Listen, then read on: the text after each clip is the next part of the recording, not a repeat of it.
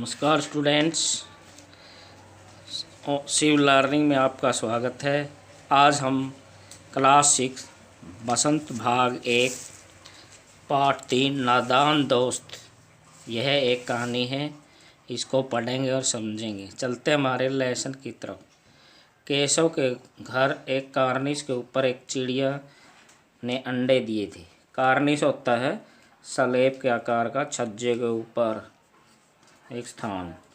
केशव और उसकी बहन श्यामा दोनों बड़े ध्यान से चिड़िया को वहां आते जाते देखा करते। सवेरे दोनों आंखें मलते कार्निस के सामने पहुंच जाते और चिड़ा और चिड़िया दोनों को वहां बैठा पाते। उनको देखने में दोनों बच्चों को न मालूम क्या मज़ा मिलता। दूध और जलेबी की सूध भी न रहती थी। दोनों के दिल में तरह तरह के सवाल उठते।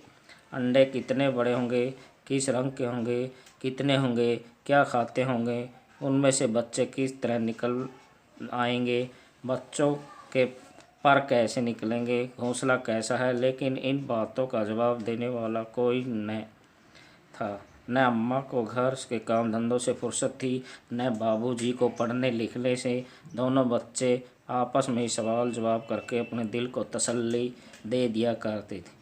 इस पैरे में क्या है? बच्चों की उत्सुकता का वर्ण है। क्यों बच्चे जब चिड़िया के छोटे अंडों को देखते हैं उनके अंदर उत्सुकता पैदा हो जाती है।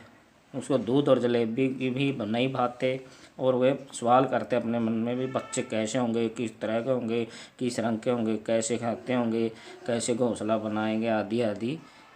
श्यामा कहती है, क्यों भैया, बच्चे निकल कर फुर से उड़ जाएंगे।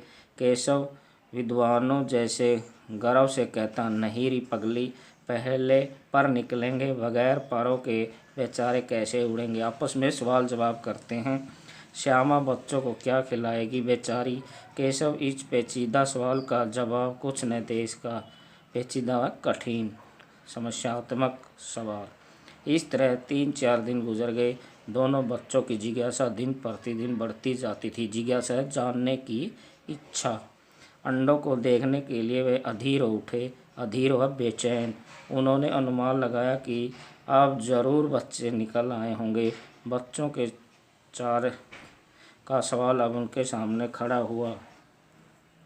चिड़िया बेचारी इतना दाना कहाँ पाएगी कि सारे बच्चों का पेट भरे। गरीब बच्चे भूख के मारे चूं चूं करके मर जाएंगे। यानी बेचारी चिड़िया और उसके बच्चों के प्रति उन्हें सहानुभूति है। उनके खाने की भी चिंता उनको महसूस होने लगी। इस मुसीबत का अंदाज करके दोनों घबरा उठे। दोनों ने फैसला लिया कि कार्निस पर थोड़ा सा दाना रख दिया जाए। श्यामा खुश होकर बोली, तब तो चिड़िया को चारे के लिए कहीं उड़कर न जाना पड़ेगा। न केशव, नहीं, तब क्यों जाएगी श्यामा। क्यों भैया, बच्चों को धूप न लगती होगी। फिर श्यामा प्रश्न करती है कि भैया, बच्चों को धूप भी लगेगी। केशव का ध्यान इस तकलीफ की तरफ न गया। बोला, जरूर तकलीफ हो रही होगी, बेचारे प्यास के मारे तड़पते होंगे, ऊपर छाया भी तो कोई नहीं। आखिर वही फैसला हुआ कि घोंसले के ऊपर कपड़े की छत बना देनी चाहिए। पानी की प्याली और थोड़े से चावल रख देने का प्रस्ताव भी स्वीकार हो जाए। दोनों ने चिड़िया और उसके बच्चों की सहानुभूति के लिए रहने का आवास, उसकी छाया और पानी का प्रबंध करने का निश्चय कर लिया। दोनों बच्चे बड़े चाव से काम करने लगे। श्यामा माँ की आँखें बचाकर मटके से चावल निकाल लाई। केशव ने पत्थर की प्याली का तेल चुपके से जमीन पर गिरा दिया और उसे खूब साफ करके उनमें पानी भरा। अब चांदनी के लिए कपड़ा कहाँ से आए। फिर ऊपर और छड़ियों के कपड़ा ठहरेगा कैसे और छड़ियाँ खड़ी होंगी कैसे। केशव बड़ी देर तक इसी अंधेड़-बुन में रहा। आखिर उसने यह मुश्किल भी हल कर ली। उधेड़-बुन होता है समस्या का हल ढूंढने की सोच में। श्यामा से बोला, जाकर कूड़ा फेंकने वाली टोकरी उठा लाओ। अम्मा जी को मत दिखाना। श्यामा, वह तो बीच में फटी हुई है, उसमें से धूप न आएगी। केशव ने झुंझला कर कहा, तू टोकरी ले आ, मैं उसका सुराख बंद करने की कोई कीमत निकालूंगा। श्यामा दौड़कर टोकरी उठा लाई। केशव ने उसके सुराख में थोड़ा सा कागज़ ठूंसा दिया और तब टोकरी को एक टहनी से टिकाकर बोला, देख, ऐसे ही घोंसले पर उसकी आड़ कर दूंगा, तब कैसे धूप आएगी। श्यामा के दिल में सोचा, भैया कितने चालाक हैं। कहने का अभिप्राय, उन्होंने किस प्रकार से टोकरी से छत बनाई चिड़ियों के बच्चे के लिए, छाया करने के लिए। गर्मी के दिन थे, बाबूजी दफ्तर गए हुए थे। अम्मा दोनों बच्चों को कमरे में सुलाकर खुद सो गई, लेकिन बच्चों की आंखों में आज नींद कहाँ।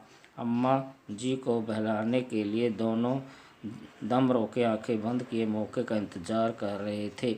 जो ही मालूम हुआ कि अम्मा जी अच्छी तरह सो गई, दोनों चुपके से उठे और बहुत धीरे से दरवाजे की सिटकनी खोलकर बाहर निकल आए। अंडों की हिफाजत की तैयारियां होने लगी।